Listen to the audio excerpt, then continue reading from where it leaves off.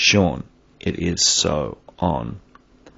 I don't know how it's possible that you can have come this far and still not understand the laws that you claim protect your actions.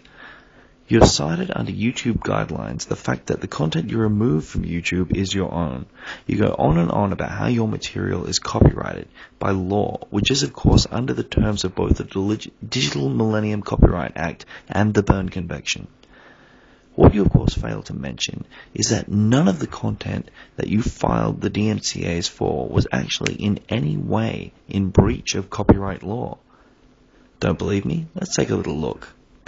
If you type copyright law into Google, you'll find a Wikipedia page. Section 8.3 of this page covers fair use, and it has this to say.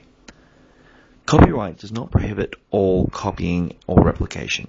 In the United States, the fair use doctrine codified by the Copyright Act of 1976 as 17 U.S.C. 107 permits some copying and distribution without permission of the copyright holder or payment to the same.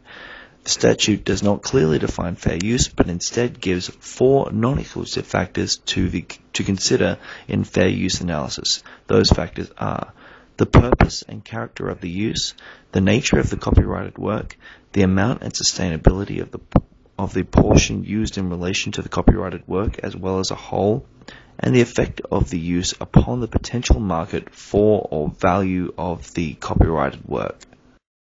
Okay, so this is just Wikipedia, right? It doesn't say anything specific, apart from the first sentence.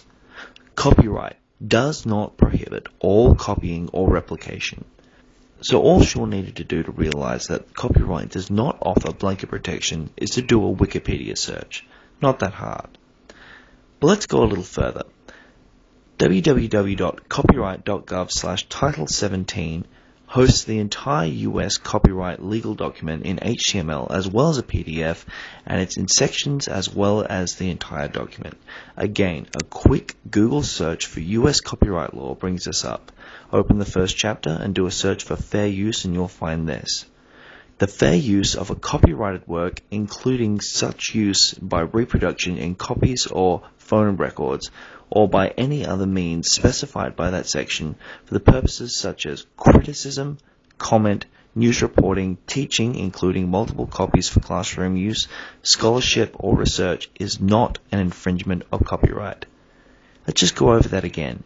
The fair use of a copyrighted work for the purposes of criticism is not an infringement of copyright.